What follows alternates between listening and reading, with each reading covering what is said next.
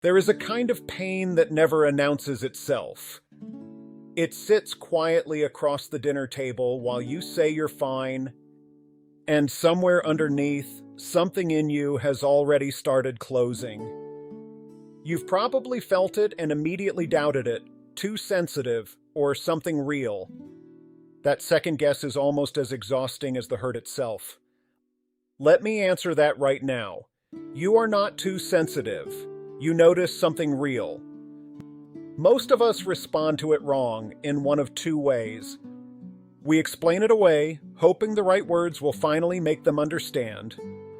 Or we give more, hoping our effort will remind them we're worth keeping. Both quietly teach people they can keep treating us exactly the same way. Today is about learning to listen to what you already know. Let's find a way forward, together. Tonight, meet Carol, Walter, and Ruth. Three people who, without knowing each other, found a third option. Not explaining, not giving more. Something quieter, that made the very people who hurt them come back on their own. Carol was 68, and for 11 years, she had a friend she called Dot. They'd met in a watercolor class neither of them was any good at, and somehow that shared mediocrity turned into something that felt, for a long time, like real closeness. But if you'd looked closely at those 11 years, you'd have noticed a pattern Carol herself didn't see for a long time. Every lunch date, every phone call, every thinking of you text, Carol sent it first. Every single time. Dot never once picked up the phone unprompted. Researchers who study these one-sided friendships describe exactly this imbalance. One person constantly initiating, the other simply receiving, and neither one ever quite naming it out loud because on paper, nothing is technically wrong. Nobody said a cruel word. Nobody did anything you could point to. Carol told herself it was just Dot's personality. Some people aren't planners, she'd say. Some people show love differently. She had a whole collection of kind explanations ready, the way people do when they'd rather protect the friendship than look directly at it. Then, one February, Carol came down with something that put her in bed for 2 weeks. Nothing dangerous, just miserable. The kind of sick where you want someone to check in, not because you need rescuing, but because you want to matter to somebody while you feel this small. She waited. Day 1, nothing. Day 3, nothing. By day 6, she was checking her phone every hour, not admitting to herself that's what she was doing, telling herself she was just checking the time. All she got, over and over, was a delivery notification for a package she didn't remember ordering.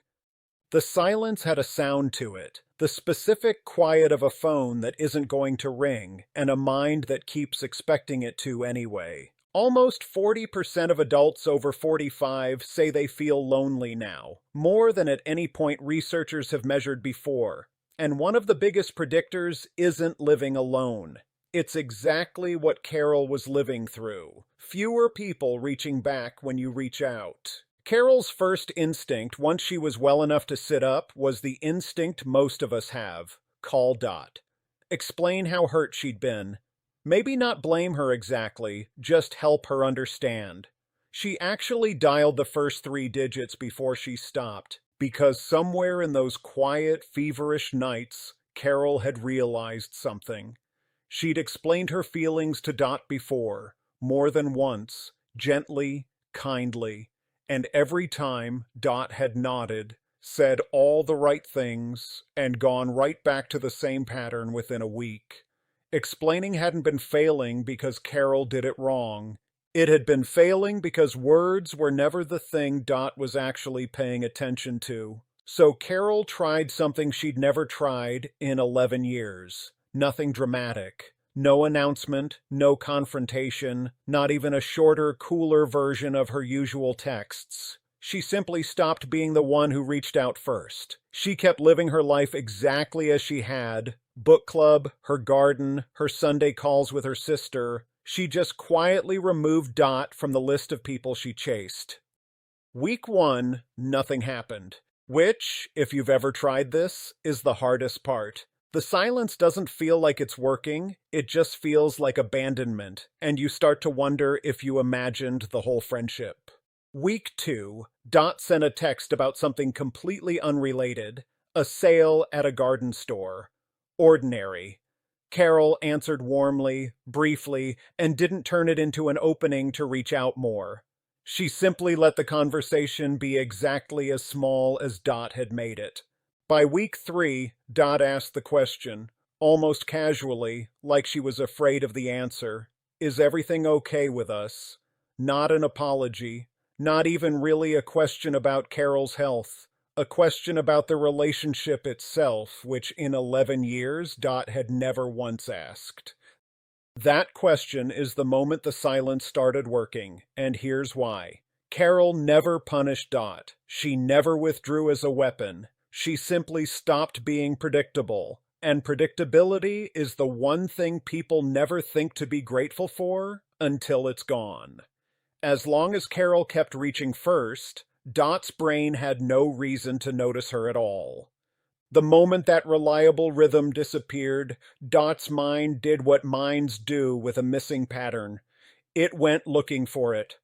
I want to be honest with you about what happened after, because this isn't a fairy tale where Dot became a perfect friend overnight. She didn't. But she started calling first sometimes. She started asking Carol real questions instead of only talking about herself. It wasn't everything. It was, for the first time in 11 years, something. What happened between Carol and Dot wasn't really about friendship specifically. It was about what happens the moment you stop being the only one holding a relationship up. And nowhere does that pattern hide more comfortably than inside a marriage that's lasted decades. Walter was 71, married to the same woman for 42 years, and there was one habit of hers he'd never found a way to sit with. Whenever he got excited about something, a project, a trip he was planning, an idea he was proud of, she had a way of turning it into a joke at his expense, right in front of whoever happened to be in the room. For most of those 42 years, Walter handled it the way a lot of us do. He laughed along, even when it stung, and when the laughing along stopped being enough, he switched to explaining, carefully, patiently, walking her through exactly why the joke landed wrong, exactly what he'd needed her to say instead. Here's the part almost nobody says out loud, and it's worth pausing on. Walter knew, intellectually, that explaining wasn't working. He'd known it for years. Knowing that in his head and actually being able to stop himself in the heat of the moment were two completely different things. And if that gap sounds familiar to you, it should, because it's the single most common thing people say when they try to change how they respond to being hurt.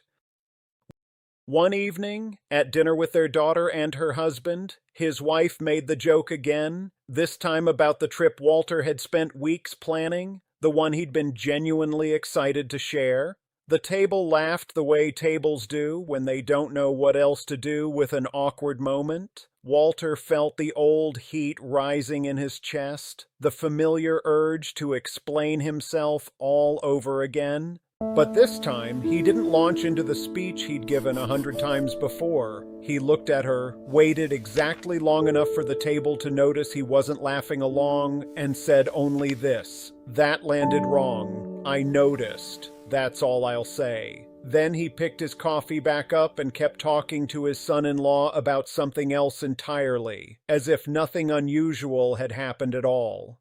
His wife sat there a beat too long, not a dramatic pause, just one extra second where her fork stopped moving. That pause is the tell. A long explanation gives someone something to argue with, defend against, or wait out. A short, calm fact gives them nothing to push against, and nowhere to hide either. This is worth trying yourself, tonight or the next time it happens, because it's simpler than it sounds. Not a paragraph, not a debate. One sentence that states what happened, with no request attached, no explanation of why it hurt, no invitation to discuss it further. You say your one sentence, and then you simply continue living your evening exactly as you'd planned it. Walter told me, well, he'd tell anyone who asked, that the jokes didn't disappear overnight either. But something in the room changed after that dinner. His wife started glancing at him half a second before the punchline now, the way you check a stove you're not sure you turned off. That half second of hesitation was new. In 42 years, it had never been there before. If Carol's story shows what silence does in a friendship, and Walter's shows what one sentence does in a marriage, Ruth's story shows something else entirely. What happens when the person being hurt is the one everybody quietly depends on. Ruth was 64, and in her book club, everybody had the same word for her. Easy. Easy to ask. Easy to have around. She organized every potluck, drove the one member who could no longer drive herself, and in the 6 years she'd been a member, nobody could remember her ever once saying no to anything. She liked being needed. For a long time, that was enough. It felt like belonging, the way being useful sometimes gets mistaken for being valued, especially once your own children are grown and the phone doesn't ring quite as often as it used to. Then one Tuesday, after a meeting ended early, Ruth was still in the hallway gathering her things when she heard two members talking near the coat rack, not realizing how close she still was. "Ruth's easy," one of them said, "but does she even have opinions of her own?" The other one laughed, not unkindly, just carelessly. "Who cares? She does everything anyway." Ruth stood very still in that hallway. The word easy had never sounded like an insult to her before that exact moment. She thought about every potluck she'd organized, every ride she'd given, every time she'd said yes before anyone had even fully finished asking, and she understood all at once that being useful and being seen had never been the same thing. She didn't confront anyone in that hallway. She didn't send an angry group text later that night either, the way part of her wanted to. What Ruth did instead took 3 weeks to become visible, and it started with the very next potluck. She brought her own dish, ate, talked, and left when the gathering naturally ended. No extra driving, no staying behind to organize chairs, no quietly checking whether anyone needed a ride home. She didn't announce any of it. She simply stopped doing the things nobody had ever thanked her for doing anyway. There's a psychologist who spent years studying exactly this kind of friendship, and she asks a simple question of anyone caught in it. Do you have the capacity to give this freely, or does it quietly breed resentment in you? The moment the answer turns to resentment, she says, that's your answer about what needs to change. 3 weeks after that hallway conversation, one of the two women who'd been talking called Ruth, not to ask for a ride and not for help with the next potluck. Just to ask, a little awkwardly, if everything was all right because Ruth had seemed distant lately. Notice that this is the 3rd time now the same pattern has shown up, in 3 completely different relationships. Someone quietly tests how much you'll absorb without ever saying a word about it. The moment you simply stop absorbing it, without a speech, without a punishment, without even announcing that anything has changed, they're the ones left holding the question. There's a therapist who works with exactly this pattern, and she puts it simply, resentment isn't caused by what someone did to you. It's caused by the limit you never set. Every time Carol explained, every time Walter defended himself, every time Ruth said yes before finishing the question, they were teaching the other person, without meaning to, that no limit was coming. The moment each of them finally set one quietly, the lesson the other person had learned for years stopped being true. If you're watching this and wondering whether you're the one always reaching first, always over-explaining, always saying yes before you've even decided, you probably already know the answer. You knew it before this video started. What you didn't have yet was permission to stop, and a handful of ordinary people who tried it and found out it actually worked. Here's what nobody tells you about Carol, Walter, and Ruth. None of them were trying to win anything. None of them were playing a game, punishing anyone, or performing a clever strategy they'd read about somewhere. An old philosopher once wrote that the truest answer to being wronged isn't revenge, and it isn't silence used as a weapon either. It's simply refusing to become the kind of person who treats others the way you were just treated. Carol, Walter, and Ruth didn't confuse anyone on purpose. They just stopped shrinking, and the people around them had never actually seen them standing at full height before. There's an old teacher, centuries before any of these three were born, who said something close to the same thing in his own words. What unsettles us is rarely the event itself, it's the meaning we hand it. Dot's silence didn't have to mean Carol was unworthy of being called. Walter's wife's joke didn't have to mean 42 years of marriage were built on nothing. Ruth's word, easy, didn't have to mean invisible. Each of them, at some point, quietly took the meaning back into their own hands.